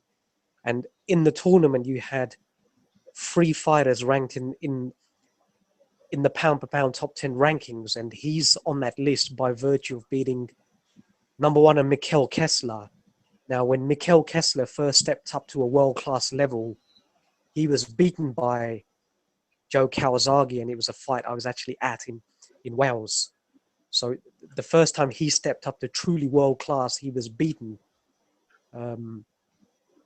Now, Carl Froch was the other opponent who he beat, who was ranked in the top 10 pound for pound. And if we look at Carl Froch now, I felt he was beaten convincingly by Andre Durrell at a fight in Nottingham. Now, he was, 30 seconds away from losing against Jermaine Taylor, who effectively won the whole fight. But Jermaine Taylor does what Jermaine Taylor does. He ends up throwing the fight away with some madness, stupidity in the last round. So he won the fight, but he was fortunate there. And then he lost against Andre Ward. So I don't agree with those fighters being ranked in the top 10 at that time at all. And thirdly, beating a Chad Dawson, a weight drained Chad Dawson, who, let's face it, had been flatlined in sparring before. And when a guy is flatlined in sparring, his career is not where it should be. So that was a finished Chad Dawson. So, and if we look at recently, Mike, then I'm gonna have to sing Janet Jackson. What have you done for me lately? Because he has not done very much in the last sort of 4 or 5 years with the level of opposition as well. So it's now a position for him to redeem himself and get back on within that top 10 pound for pound. And as for Sergey Kovalev, his best opponent has been a 50-year-old Bernard Hopkins. And apart from that, a couple of fights with Jean Pascal and the Nathan Cleverly, who are not world-class top-tier fighters. So I personally don't agree with this fight being for a pound for pound numero uno position. No. Now I have to know who your pound for pound is. Yeah, that's my next question. If you don't have them, you'll have to wait until my Oh, you got to have somebody up there at the top. Yeah, he's teasing it. Oh man, yeah, you are. Is it Chocolatito? Darnell Boone is number one for me. Oh, please. Stevenson in the first fight against Kovalev, which is not. There's no footage away on it anyway. It apparently floored him twice. Was robbed in that fight, and he almost knocked out Andre Ward as well. So that came up today in the media room. It sure did. So Gus, can I ask a question, Gus? Yeah, you can ask. Damn, tough crowd. So I know I hear what you're saying about winners or guys winning fights and maybe they're losing the fight, but then they win at the last round or last second or whatever. But is there any credence to a win's a win? I mean, a fight, the reason they have 12 rounds or 15 rounds or 10 rounds and the 3 minutes per round is because you're supposed to do that. That's the fight is encapsulated into that period, just like an NBA game. And it doesn't end until the last buzzer in the fourth quarter goes. Of course, what I was doing, I was just alluding to that Carl Froch was a little bit fortunate to have prevailed in that fight. So it just showed his limitations that he can be sort of outboxed. Hence why I thought he was not a top 10 caliber at that time for a pound for pound. Oh, okay. I can see where Gus is coming from in that area. But I think we just mainly have to grade it down. What are the top pound for pound right now? Because remember, this has been once again the second time we've had the first full year where Floyd has not been on that list. When that guy has been on top for so long, when you have to figure out a new one, it creates a little free fall. Floyd was on my list because of the inactivity, that's how he fell off my list. But he was on my list even from from before. Once Floyd retired, Andre Ward jumped up to number one. And I know I'm in the minority in this, but when you look at Ward, who he is as a fighter, what he has accomplished, everything that he can do in the ring, I can't take it away from him. And I refuse to take it away from him until he gets beat. If he beats Kovalev, he stays there. So when Mayweather comes back, let's say this Kovalev Ward fight wasn't happening. As Mayweather comes back and fights, or has a fight scheduled, is he your number one, or is Andre Ward is? Mayweather has to come back. You can't deny that greatness and everything he's done. You can't. No, so you would put Mayweather number one, or you would put Ward number one? I have Ward now number one, but given all that Floyd has done, if he comes back, I don't see any welterweights beating him. I would have to put him back at number one. Okay. Even after this, I can't sit there, remove Floyd because he retired. Even in this, and then just automatically just move him down once he comes back. I still have to put him back up there because that's where I had him before. What you were saying, Gus? See, with this current system, what I'm sort of disillusioned by is that if Sergey Kovalev is ranked pretty highly, number 2, a general consensus, but some people have him as number 1, then Adonis Stevenson has to be either parallel or one place above or below. Has to be, because if you break it down, yeah. Now Sergey Kovalev, all right. He was beaten by his best opponent is Bernard Hopkins, yeah.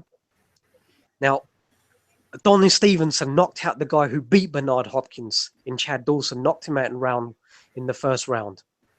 Now, Sergey Kovalev beat Nathan Cleverly for his first belt. Now, Nathan Cleverly lost against Fonfara, and Adonis Stevenson beat Fonfara. So any way you look at it, Adonis Stevenson has to be either parallel, one place above or below. But most people don't even have that. And that is how flawed it is, based on prejudices and bias and whatever else. So to me, the system is just, you know. In a just system, Gus, I can see your point. But like I said, you deal with the hand that you're dealt a lot of times when it comes to this. Stevenson dealt himself a bad hand by making a lot of pretty dumb business decisions. Even though I understand them, but they're still pretty dumb in many ways, because now he's on a cusp right now where he's going to be fighting another no-name opponent going into it, but now he's going to fight his mandatory. And that hurts him a lot when perception hurts him a lot too when it looks like he's the one that ran from the challenge. Get in this, EJ. Your thoughts on all what we're talking about. I'm guessing right on now, Gus's EJ. list. DSG is on Gus's list.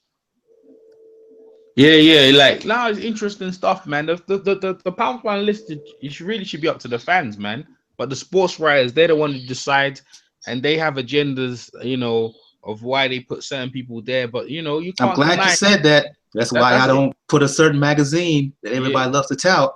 Yeah. The sports writer, they design, but they can't deny that everyone here in the panel understand that. If you want to fine comb both of their resumes and say they this, that, the other, like Kessler and all them other guys, Froch, these are guys are probably gonna get on the Hall of Fame somewhere. Off Abrahams, you know, Chad Dawson was on the verge, but obviously he, you know, a weight drained and be not that inspiring. Everyone knows that Chad Dawson he didn't have to do what he did. He could have stayed in light heavyweight. The reason why he did it, he did it for money, and he was the one who decided that. Andre Ward said, "Okay, I'll fight you." So if he decides to go down there, I'll beat him. I mean, when Joe Louis beat Rocky Marciano, it was the same thing. Joe Louis didn't have to fight him. Joe Louis could have stayed there, but he said, "Okay, I'll get in the ring," and that's what it is. When we look at the resume, when we look at the record, Rocky Marciano knocked out Joe Louis, and that's it. And Andre Ward knocked out Chad Dawson, regardless of the circumstances. If he didn't get in there, that's it. So Andre Ward's got him in his resume. So the Andre Ward deserves all the accolades he deserves, and he deserves to be pound for pound number one. And the sports writers don't give it to them.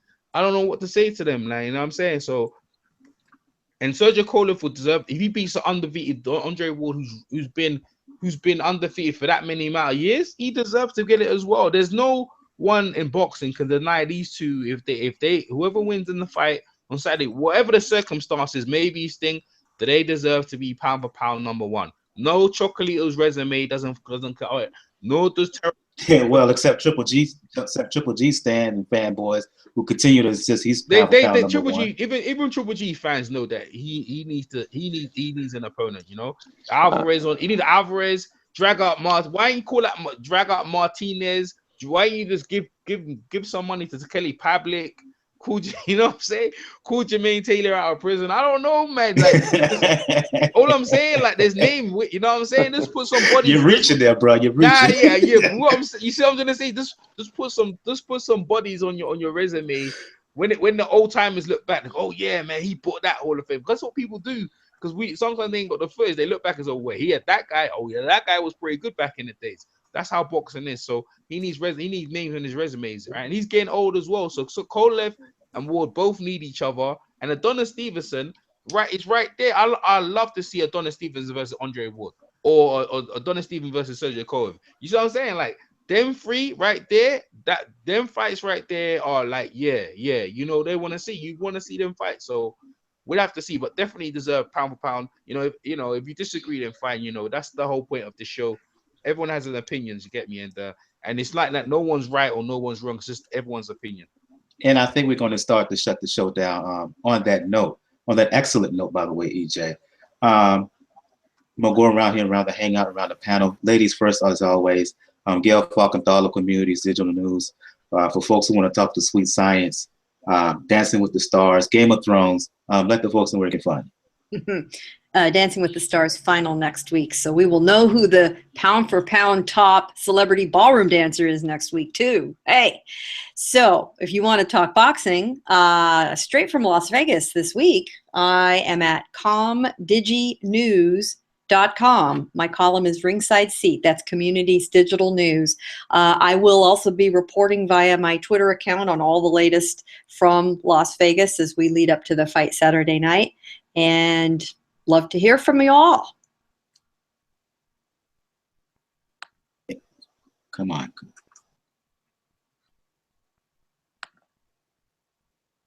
Indeed.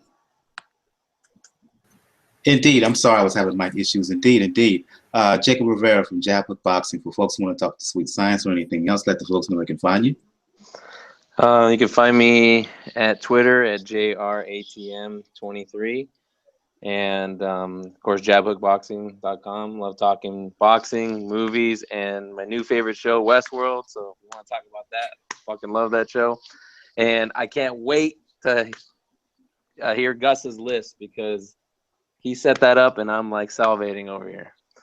Yeah, the Gus over here teasing the shit out of folks. That ain't right. Hey, that's good marketing, man. Maybe he's going to get a lot of traffic because I can't. I respect Gus a lot. I think he's a really smart guy, as a lot of people on this panel are. And again, it makes me excited. I can't wait till the content comes out. A wise man once told me, if you're good at something, don't do it for free. You're right about that. And support the show. Support Pound for Pound Boxing Report. Give it a review. Tell your friends. It's a good show. Help Mike out. He does a good job. Thanks. Appreciate it. Going to you, Gus. Join us live from the UK. Gus from Corruption and Boxing. For folks who want to talk boxing, who want to talk music, let the folks know where they can find you. Yeah, Mike, thank you. Once again, a magnificent show. Great panelists from the US, the UK. Really fantastic debates. So yeah, I agree with Jacob. Please support the show. We want to see some comments on iTunes, Google Play, SoundCloud, please. Folks want to talk boxing, you can hook me up on Skype, YouTube, Corruption in Boxing. Website is forthcoming. Lastly, I'd just like to say congratulations and thank you to Tribe Called Quest. Yes. Career. Yes. Banging album, hell of an album. I'm still listening to it. I'm going to listen to it for a while. That's a hell of a finale with their final album. Absolutely. Daniel from The Inscriber. For folks who want to talk boxing as well as the NBA, specifically the Miami Heat, let the folks know where they can find you. All right, folks, you can find me at Raucus99 on Twitter. Like I said, I do have my own show with good folks at Fort Boxing News. We're going to have the show on Monday, obviously, but Joe and Francis are actually, you might see them. They're actually at the fight. So they will. Very good. They'll be there. I don't know if Frances has a press credential. She normally tries to get one, but I think she got yelled at for taking a picture of a camera, I guess, at the weigh-in. So they might have taken that away from her, but there will be at the fight. We will discuss this. And like I said, obviously, rest in peace, Fight Dog, that Tribe Called Quest album, and that Common album from this year. Right. We needed that, especially after the past couple of weeks this country has had. Man, look, I'm still mad at the election. I ain't letting that shit go. Not for a while. Let's title it down.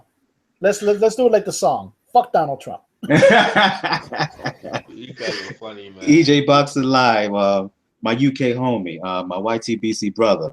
For folks who want to talk to Sweet Science, Game of Thrones as well, you do an excellent show, recap show, basketball, you're a coach.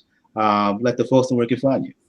I'm a boxing coach now. I'm Amateur Boxing Club, Neasdon Boxing Club, and IQ Boxing Club are in Northwest London, so I do that as well now. And hey, good for you, man. Yeah, I don't do basketball, no coaching, so we're on the boxing now. So I help amateur boxers. I'm in the ring now, man, doing the pad work. Y'all check some of my footage, doing some pads and doing some body belt work with some of the youngsters and that. And yeah, you can catch me on EJ Boxing Live on Twitter, also on YouTube. Also, I'm at the York Hall press credentials covering Steve Goodwin fights and Dove Promotions boxing fight. Also, I'd like to shout George Groves will be fighting tomorrow on Channel 5. Spike TV will start at 6:30. They will show the undercard, and it will be live on Channel 5 at 8:30. So tomorrow, if you guys not on the UK, check George Groves. I think the winner's going to be fighting Badu Jack and James DeGale. I think they're in line to that, so that should be good. So check out George Groves tomorrow, and yeah, just where you can catch me. And Donald Trump, hey, you know what? You might be eating your words in like a year's time or something, man. You might. Nope. No. Because you know what? I was watching Donald Trump. Yeah, has been around. Listen, you know what? As a sports fan, yeah, Donald Trump has invested so much money into sports, and the thing is, you're in as good as your last action. So his last actions and stuff like that's why other people aren't. But Donald Trump has always invested into sports. EJ, I'll put it to you bluntly. You ain't see he had the American football team and EJ, wait. And that USFL became defunct because of him. Yeah, I know, but I agree with you. But what I'm saying to you, he's always invested into American sports. He's always invested into American sports. So as a sports fan, you know, maybe you might see the rise of, you know, American. And part of the reason that Atlantic City is not a boxing hotbed anymore is because of Trump. Oh, you're blaming Trump over that? Yes, it was. Actually, yeah. No. Yeah. There's actually no. Gail. As somebody that lives by the area, there's a good amount of blame that Trump can get for that. Right. There's a good amount of Trump. But you have to throw the president-elect a bone. He is a boxing fan. He is a boxing fan. Because of the money he made out of it. Yeah, he's a boxing fan because of the money he made out of it. That's all. He's a boxing fan that has an advisor, somebody that's a literal neo-Nazi. No. He shows up at the Garden for every time there's a fight at the Garden. He shows up. He's a boxing fan through and through. Yeah, he really is. That is really the truth. This is what I'm saying. So I'm just saying, in a year's time, in terms of and you know what's happened in New York in terms of they're trying to put the money up and you know on boxers. Donald Trump writes some legislation, sorts that and huffing a puff. You know, he'll start winning people over in a year. Stop it. Listen, you can't. The country can't stay how it is, man. The country can't stay how it is. So I'm just hopefully for the best that things start smoothing over for your sake and our sake. Because America's doing well, then every country's doing well. Every Western country does well. So that's what I'm saying. Okay. Anyway, so, EJ Boxing Live. Catch me on YouTube. And that's it. All right. Yeah, and notice his mic started going bad when he started talking about Trump at the end. Yeah. I'll leave it at this. Yeah. I'll leave it at this, guys. There's a good chance that in a year from now, the economy is going to have a collapse that makes 2008 look like a picnic because of Donald Trump. Right. Yeah, but let me get on that. I'm on my boxing mode. I'm still buzzing over that. We're gonna work some people up. That's not right. I'm still buzzing over the Tribe album. I'm still buzzing over the Common album.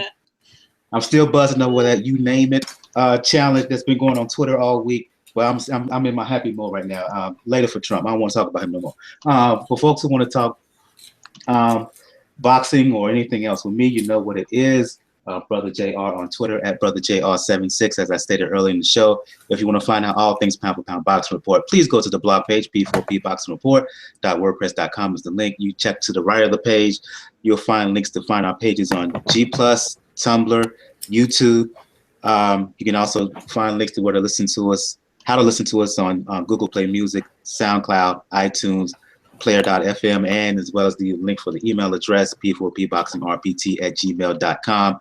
On the next episode, we will talk Kovalev Ward. We will also talk some of the undercard bouts. Clarissa Shields making her professional debut. Isaac Chilemba's on the undercard. Curtis Stevens is on the undercard as well. And we will talk about another highly anticipated bout as Lomachenko fighting Nicholas Walters. Very good fight. I'm really looking forward to. Also, Billy Joe Saunders. We will preview that fight as well as he's finally making his first title defense. So we will. Yeah, right. Get knocked out, Billy Ho. So we will talk about all of that. So for Gil, for Jacob Rivera, for Gus from Corruption in Boxing, for Daniel Carpio, EJ Boxing Live. This has been episode 146. I am your host, Michael. We will see you next time. Everybody have a good evening, good night. And just last word, Trump, nope. Peace. Y'all have a good one. Have a good one.